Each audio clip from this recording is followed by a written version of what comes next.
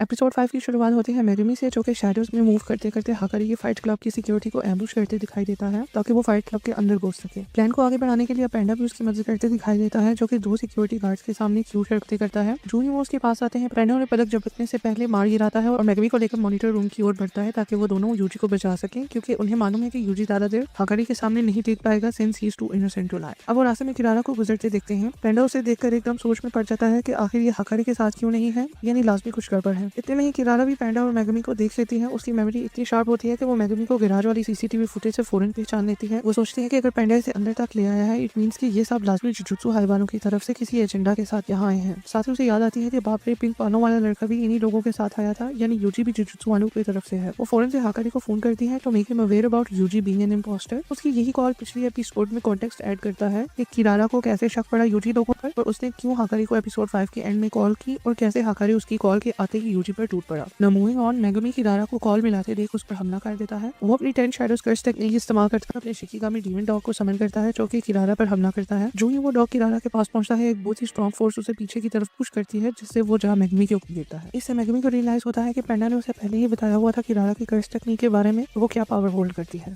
साथ ही किरारा को भी याद आता है कि उसने पैंडा को पहले ही मार्क किया हुआ है अपनी कर्स एनर्जी से, सो वो उसका कुछ नहीं बिगाड़ सकता, इसलिए वो उसे दूर भागना शुरू कर देती है। पैंडा जो उसका पीछा करता है, वो उतना ही किरारा से दूर होता चला जाता है। मेगुमी एकदम से उसकी टेक्निक फिगर आउट करना शुरू कर देता है। उसे धीरे धीरे समझ सकती है कि किरारा ने अपने कर्स से उसे और उसके शिकिगामी डीमन डॉग को एक साथ ही मार्क किया हुआ है, लिहाजा वो इस चीज का फायदा उठाते हुए अपने शिकिगामी किरारा के आगे समन करता है, जिसके साथ वो खुद भी किरारा के आगे पहुंच जाता है। और मेगुमी किरारा को बताने की कोशिश करता है कि वो जुजुत्सु हाई के एल्डर्स के ऑर्डर पर नहीं आए, बल्कि उनको हाकारी की मदद चाहिए। मेगुमी उसकी अटेंशन में टोक्यो के करंट हालात आता है और उसे बताता है कि जुजुत्सु हाई टेररिज्म का शिकार हो गया है, जिसकी वजह से सब जगह बैरियर्स कॉलोनीज पर छा रहे हैं और उन्हें बैटल ग्राउंड में तब्दील कर रहे हैं। ये सब सुनते किरारा मेगुमी को याद करवाती है कि हमला पहले उसने किया। मेगुमी फौरन से टॉपिक चेंज करके उनकी तरफ ले आता है कि आखिरकार उनका जुजुत्सु हाई वालों के साथ अड्डा क्या है। पैंडा मेगुमी को बताता है कि जुजुत्सु हाई के एल्डर्स पुराने ख्यालात के खूबसूरत बुड्ढे हैं, जिन्हें उनकी मरी हुई दोस्त नोबरा की कर्स टेक्निक जैसी टेक्निक्स अच्छी लगती हैं और समझ में भी आती हैं, लेकिन उन्हें ये नहीं मालूम कि टाइम के साथ साथ टेक्निक्स इवॉल्व हो रही हैं और ऐसी न्यू चीजें सामने आ रही हैं जो कि वो बुड्ढे लोग एक्सेप्ट नहीं कर पा रहे हैं और उन्हें खत्म करना चाहते हैं। अब किरारा इसकी मिसाल देती है हाकारी की कर्स टेक्निक और डोमेन एक्सपेंशन का हवाला देते हुए। उसकी कर्स टेक्निक और डोमेन दोनों ही एक जैकपॉट मशीन की तरह है, जो उसके शरीर में 4 मिनट और 11 सेकंड्स के लिए इनफिनिट कर्स एनर्जी बनाती है, जिससे वो इस समय के अंदर इमोर्टल बन जाता है, यानी कि एक ऐसा इंसान जो मर नहीं सकता। और यही वजह है कि जुजुत्सु हाई के बुड्ढों को ये टेक्निक हजम नहीं हुई, बल्कि वो इसे थ्रेट समझने लगे, जिसकी वजह से हाकारी को स्कूल छोड़कर भागना पड़ा और अपने आप को सपोर्ट करने के लिए इलीगल फाइट क्लब और गैम्बलिंग शुरू करनी पड़ी। बिकॉज लेट्स बी ऑनेस्ट, कौन एक अच्छी लिविंग और ज्यादा पैसे नहीं बनाना चाहता। मेगुमी अब किरारा को कन्विंस करने की कोशिश करता है कि वो ये सब एक्सेप्ट करता है और हाकारी की मदद चाहता है, और वो ये भी बार बार बताता है कि वो उन बुड्ढे कंजर्वेटिव्स की तरफ से नहीं आया। किरारा को फिर भी ये सब झूठ लगता है और वो मेगुमी से पूछती है कि उन लोगों के पास तो गोजो जैसा इंसान मौजूद है, जो कि उनका पिछवाड़ा तक धो देता है अगर कोई छोटा सा भी मसला हो जाए, और उन्हें हाकारी की क्या जरूरत है। मेगुमी अफसोस के साथ उसे अपडेट करता है कि शिबुया इंसिडेंट में गोजो को सील कर दिया गया था, जिसकी वजह से बात इधर तक आ पहुंची है कि उन्हें हाकारी जैसे स्ट्रॉन्ग फाइटर्स की जरूरत है। अब यहाँ किरारा ऐसी शक्ल बनाती है जिससे पैंडा और मेगुमी को ये बात कंफर्म हो जाती है कि किरारा उन्हें बिलीव नहीं करती, इसलिए वो लड़ाई दोबारा कंटिन्यू करते हैं ताकि किरारा को हरा सके और उसकी अटेंशन गेन कर सके, सिंस वही सिर्फ एक ऐसी है जिसकी बात हाकारी सुनेगा। दोस्तों, यहाँ आपने कंफ्यूज नहीं होना, मैं सीन्स को छोड़कर किरारा की कर्स टेक्निक को आसान शब्दों में समझाने वाली हूँ। तो किरारा की कर्स टेक्निक का नाम लव रॉन्डेवू है और वो इस टेक्निक के द्वारा अपनी कर्स एनर्जी रिलीज तो करती है, मगर उसे डायरेक्ट यूज नहीं कर सकती, इसलिए वो रैंडम चीजों या लोगों को मार्क कर देती है अपनी एनर्जी से, यानी निशान लगा देती है अपनी कर्स एनर्जी का, जिसका असर बाद में दिखाई देता है। एक मर्तबा वो चीजों या लोगों को मार्क कर दे तो वो एक दूसरे को छू नहीं सकते, उन्हें बहुत ही स्ट्रॉन्ग फोर्स एक दूसरे से दूर कर देती है, जैसे कि पैंडा और मॉनिटर रूम का दरवाजा। वो चीजों या लोगों को एक साथ भी मार्क कर सकती है, जैसे कि उसने अभी मेगुमी और उसके डॉग को एक साथ ही मार्क किया था, जिससे वो एक दूसरे को छू सकते हैं। लेकिन अगर अलग से मार्क किए हुए लोग एक दूसरे तक पहुंचना चाहें तो उन्हें सारी मार्क चीजों या लोगों से एक ऑर्डर या कह लो कि एक सीक्वेंस के साथ गुजरना होगा, जो कि किरारा ने खुद डिसाइड किया हुआ होगा। मेगुमी किरारा से फाइट करते समय खुद ही ये टेक्निक धीरे धीरे फिगर आउट कर लेता है, thanks to his step sister, जिसने उसे सितारों की कॉन्स्टलेशन के बारे में एजुकेट किया हुआ था इन टाइम्स व्हेन टोजी और उसकी दूसरी बीवी अपने अपने बच्चों को छोड़कर भाग निकले थे और मेगुमी अपनी स्टेप सिस्टर के साथ अकेला रह गया था। बैक टू द टेक्निक, किरारा भी सितारों की कॉन्स्टलेशन का हिसाब रखती है। वो इन जनरल एक सदर्न क्रॉस कॉन्स्टलेशन का ज्यादा इस्तेमाल करती है। इस कॉन्स्टलेशन को पढ़ा जाए तो हमें पता चलता है कि इस कॉन्स्टलेशन में 5 स्टार्स होते हैं, सबका एक अपना ही यूनिक सीक्वेंस है और इसी सीक्वेंस को फॉलो करते हुए किरारा अपने टारगेट्स को मार्क करती है। अब मैं इस टेक्निक को बेहतरी से समझाने के लिए एग्जांपल दूंगी। मान लो कि किरारा सबसे पहले मेगुमी को मार्क करती है,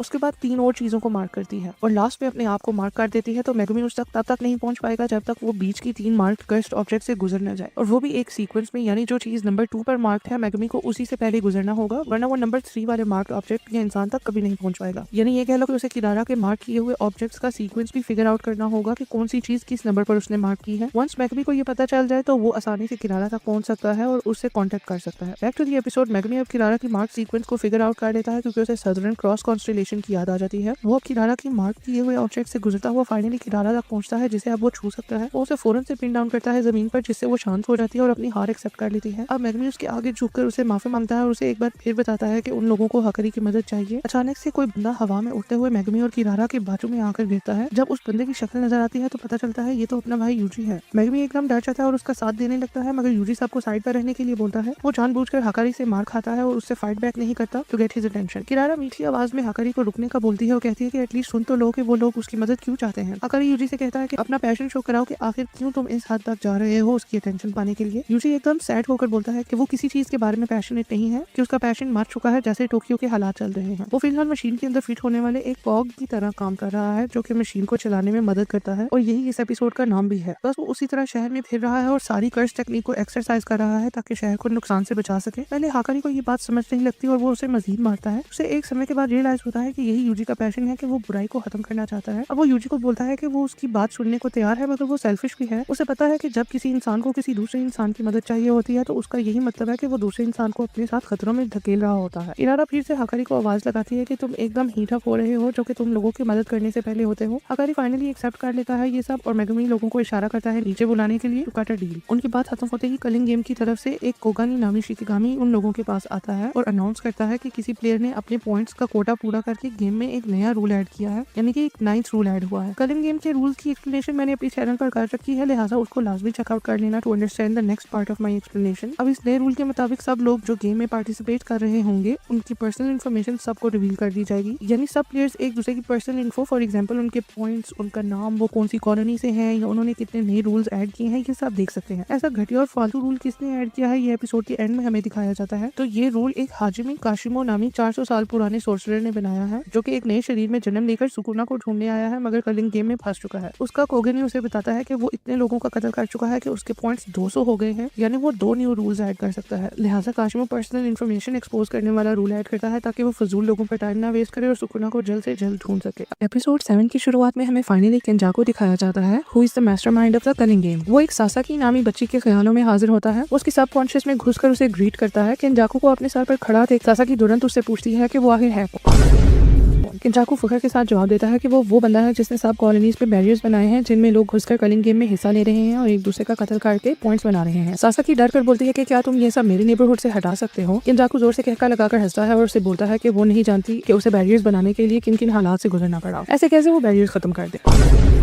इस दौरान वो सासाकी को बातों में ये बताता है कि कलिंग गेम का हेडक्वार्टर एक बाजू ही में पाए जाने वाला एग्जीक्यूशन सेंटर है जहाँ लोगों को सजा के तौर पर कत्ल किया जाता था। वो फाइनली सासाकी को ऑप्शन देता है कि वो या तो बैरियर के अंदर रहकर लड़े या फिर बैरियर से बाहर निकल जाए। ये ऑफर केंजाको तकरीबन हर बंदे को दे रहा है शुरुआत में और ये चॉइस सिर्फ एक ही बार सबको ऑफर होगी। वो सासाकी को बताता है कि अगर वो बाहर निकलना चाहती है तो उसका बस हाथ थाम ले और वो जागने पर बैरियर्स के बाहर होगी। अब सासाकी उसका हाथ थामती है और वहाँ से अंधेरे की ओर धीरे धीरे चलना शुरू कर देती है। जब वो अपनी सबकॉन्शियस से निकलकर शहर में पहुंचती है तो केंजाको उसे शुक्रिया बोलता है for being a good friend to his son. Sasaki एकदम कंफ्यूज हो जाती है कि ये आखिर कौन से बेटे की बात कर रहा है। वो अचानक से जागती है और अपने आप को बैरियर के बाहर पाती है और लोगों के साथ। क्राउड में उसे अपने हाई स्कूल के ओकल्ट क्लब का मेंबर इगुची मिलता है। जी हाँ, यहाँ से हमें पता चलता है कि सासाकी और इगुची यूजी के हाई स्कूल फ्रेंड्स हैं जो कि मिलकर हॉरर रहस्य सॉल्व किया करते थे सीजन 1 में, और इन सब ने ही मिलकर सुकुना की पहली फिंगर ढूंढी थी जो कि केंजाको ने खुद ही प्लान की थी जब वो सुगुरु की बॉडी में नया आया था। सासाकी इगुची से कैच अप करती है जिसके दौरान उसे रियलाइज होता है कि केंजाको शायद यूजी की बात कर रहा था, पर उसे समझ नहीं लगती कि ऐसा कैसे हो सकता है। ये तो सिर्फ हम ही जानते हैं कि केंजाको यूजी की मॉमी के शरीर में घुसकर यूजी के पिता के थ्रू प्रेग्नेंट हुआ था for the sake of his master plan, जो कि हमें आगे पता चलने वाला है। अब सीन यूजी लोगों के ग्रुप की तरफ आते हैं। अकारी फाइनली शांत होकर उनकी बातें सुनने के लिए बैठता है उनके साथ। यूजी और मेगमी उसे बताते हैं कि उनके हालात टाइट चल रहे हैं क्योंकि गोजो को सील कर दिया गया है। अकारी को बहुत बुरा शॉक लगता है, उसका बिहेवियर अब टोटली चेंज हो चुका है और वो अब काफी फ्रेंडली दिखाई देता है। हालात को देखते हुए पैंडा सबको बताता है कि उनके प्रिंसिपल भी मर चुके हैं। सबको पैंडा के लिए बुरा लगता है क्योंकि प्रिंसिपल यागा उसके पिता की तरह थे, मगर पैंडा बहुत ही जिगरे वाला बंदा होता है। वो बोलता है कि यार उसके पिता शिबुया इंसिडेंट में नहीं मारे गए बल्कि गाकुगान जी के साथ लड़ाई करते वक्त मारे गए। इवन तो वो यागा की मौत पर फूट फूट कर रोया था, वो अब सबको दिलासे देता है कि कोई बात नहीं, सब ठीक हो जाएगा। हकारी को भी दुख होता है कि जो 2 वाहिद बंदे उसके साथ अच्छा बर्ताव करते थे वो दोनों ही ऐसे हालात से गुजरे, एक मारा गया और एक सील हो गया। ये सब सुनने के बाद हकारी फाइनली उनकी मदद करने को तैयार होता है। वो वॉलंटियर करता है कि वो उनके प्लान में हिस्सा लेकर कलिंग गेम को खत्म करने की कोशिश करेगा, मगर ये बोलता है कि इस सब के बदले में उन सबको उसका एक काम करना होगा। जब वो पूछते हैं कि कैसा काम, तो वो खिचखिचाते हुए बोलता है कि जुजुत्सु वानों के लॉस को चेंज करने में उसकी मदद करनी होगी ताकि वो भागना बंद करे और सब सोर्सर्स में इज्जत के साथ दोबारा इंटीग्रेट हो सके। उसे ये काम नहायत ही मुश्किल दिखाई पड़ता है, लेकिन यूजी सुख का सांस लेते हुए बोलता है कि इसमें तो कोई बड़ी बात ही नहीं, ये बहुत ही आसान काम है उनके लिए। अगर इसको डांटने ही लगता है इस बात पर कि मेगुमी बीच में आकर बोलता है कि वो उसकी मदद करेगा सिंस वो ज़ेनिन क्लैन का सरबराह बन चुका है। हकारी को ऐसा झटका लगता है जैसे कि उसका जैकपॉट लग गया हो। वो मन ही मन में सोचता है कि गोजो और यागा से ज्यादा शौक तो उसे इस बात पर हुआ है। उसे मेगुमी की बात सुनकर तसल्ली हो जाती है कि जुजुत्सु हाई की 3 बिग फैमिलीज में से एक फैमिली उसका सपोर्ट अगर करे तो लॉज वाकई ही उसकी फेवर में चेंज हो सकते हैं। हकारी एकदम मीठा बनकर मेगुमी को दोस्त बनने की ऑफर लगाता है। यहाँ इन बुद्धुओं को आइडिया ही नहीं कि माकी दीदी ने ज़ेनिन क्लैन का वजूद तक मिटा दिया है। अब मेगुमी कोई क्लैन का हेड नहीं है। पैंडा खुश हो जाता है और सबको कहता है कि आप डिसाइड करो कि कौन सा बंदा कौन सी कॉलोनी में जाएगा, और याद करता है कि यूटा पहले ही एक कॉलोनी में गया हुआ है। अचानक से एक कोगनी हाजिर होता है डिंग डोंग करते हुए। इस दफा कोगनी रिवील करता है कि वो रूल शूल बताने नहीं आया, मगर उसे असाइन किया गया है फॉर यूजी। यूजी अचानक से हैरान होता है कि उसने अभी गेम में हिस्सा ही नहीं लिया तो उसे कोगनी कैसे असाइन हो गया। यहाँ हमें पता चलता है कि केंजाकू इस कदर चालाक कर्स था कि उसने हजारों साल पुराने सोर्सरर्स के साथ अलग अलग से पैक्ट साइन किए हुए थे कि वो उनको कर्स ऑब्जेक्ट बनाकर रीइनकार्नेट करेगा नए लोगों के शरीर में, मगर बदले में उन्हें उसके इशारों पर चलना होगा। सिंस उसने यही पैक्ट सुकुना के साथ भी साइन किया हुआ था तो सुकुना यूजी के नाम पर ऑटोमेटिकली गेम में पार्टिसिपेंट बन चुका है। सिंस उन सबको न्यू रूल का पिछले एपिसोड में पता चला था, यूजी अपने कोगनी को ऑर्डर देता है कि वो सब प्लेयर्स की इन्फॉर्मेशन उसे बताए। कोगनी अपने पेट में स्क्रीन खोलता है जिसमें यूजी स्क्रॉल करते हुए पार्टिसिपेंट्स के स्कोर्स चेक करता है। मेगुमी से बोलता है कि ऐसी सेटिंग रखो जिसमें हमें सिर्फ 100 या 100 से ऊपर वाले पॉइंट्स वाले पार्टिसिपेंट्स शो हो। कोगनी उसकी नहीं सुनता सिंस वो सिर्फ यूजी को असाइन किया गया है। अब यूजी से सेम ऑर्डर देता है तो कोगनी प्लेयर्स को सर्च करने लगता है। जितनी देर वो सर्च करता है मेगुमी अपना दिमाग लड़ाता है और रियलाइज करता है कि गेम में 2 ही तरह के प्लेयर्स हैं। नंबर 1 पर वो हैं जो कि उसकी बहन सुमिकी की तरह जबरदस्ती गेम में ऐड कर दिए गए हैं और अब वो बैरियर से बाहर निकलने की कोशिश में हैं। एंड नंबर 2 पर केंजाकू के रिवाइव किए हुए पुराने जमाने के कर्सेस जो कि गेम में कोई इंटरेस्ट नहीं रखते, बस ऐसे ही रैंडमली लोगों का कत्ल कर रहे हैं और पॉइंट्स बना रहे हैं जब तक उनका अपना मकसद पूरा नहीं हो जाता। यूजी को फाइनली मेगुमी के प्लान की समझ लगती है कि वो ज्यादा पॉइंट्स वाले प्लेयर्स को ढूंढ रहा है ताकि वो उनको कन्विंस करके उनके पॉइंट्स यूज कर सके और ऐसे रूल्स ऐड करवा सके जिनसे मेगुमी की बहन सुमिकी आजाद हो सके। कोगनी 100 या 100 से ज्यादा पॉइंट्स वाले लोगों के नाम लेता है। उसकी लिस्ट में नंबर 1 पर काशिमा होता है with 100 points after adding a new rule जो कि फिलहाल कॉलोनी नंबर 1 में है। एंड नंबर 2 पर हिगुरोमा है with 102 points in colony number 2। अब मेगुमी सबको याद ही रहता है कि सबसे पहले उन्हें रूल नंबर 8 की रुकावट से बचना होगा।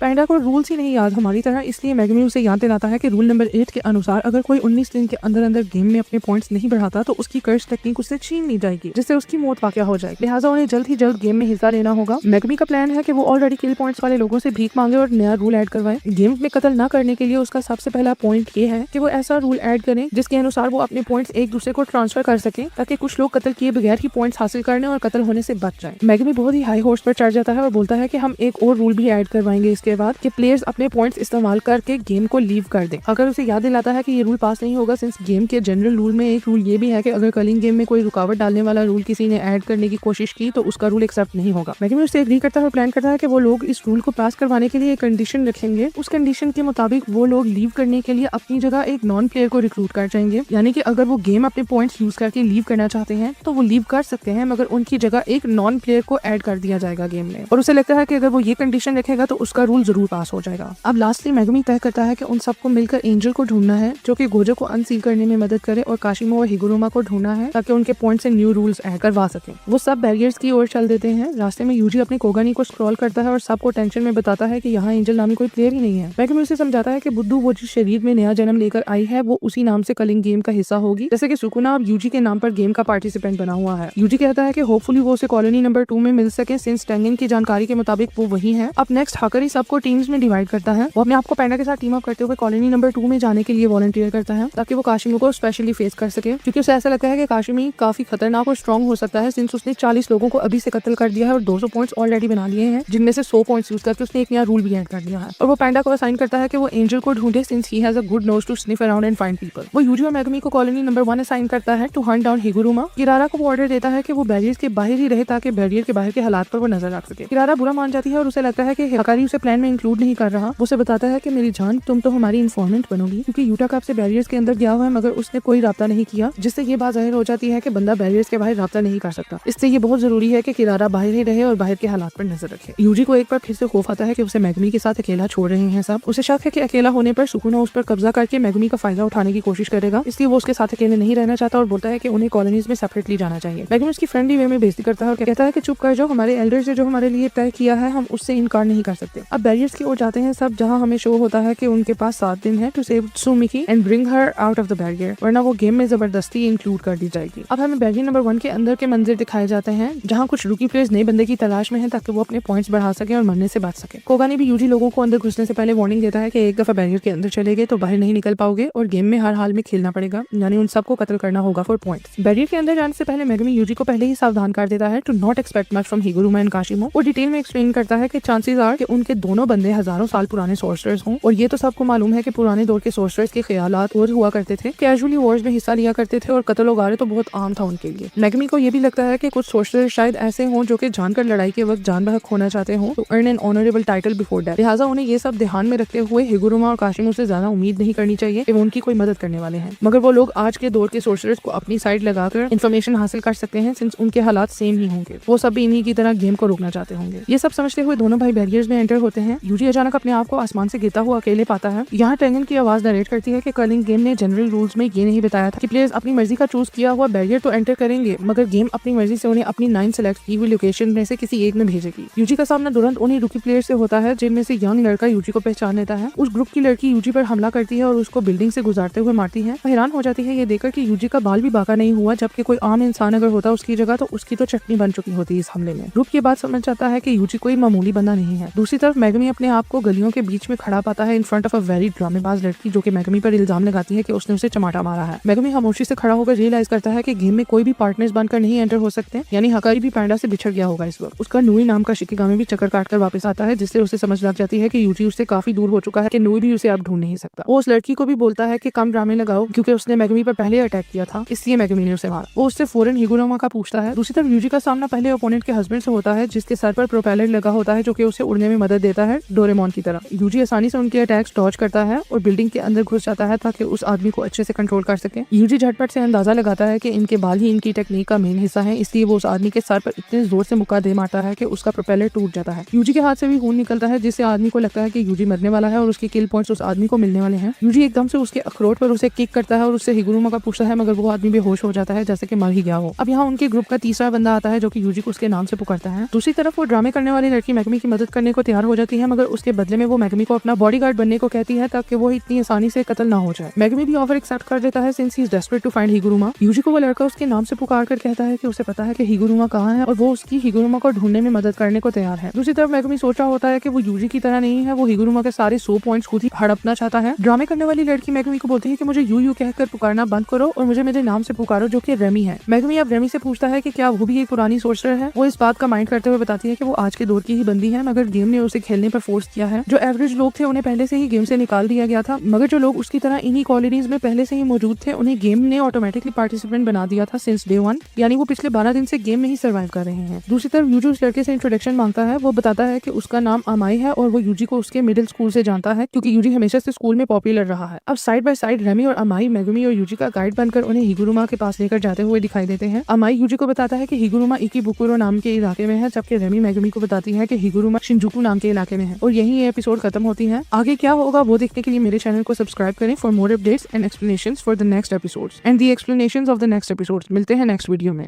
कैसे हो दोस्तों, welcome back to my channel. Jujutsu Kaisen season 3 की एपिसोड फाइनली 2 हफ्तों बाद रिलीज हो ही गई है।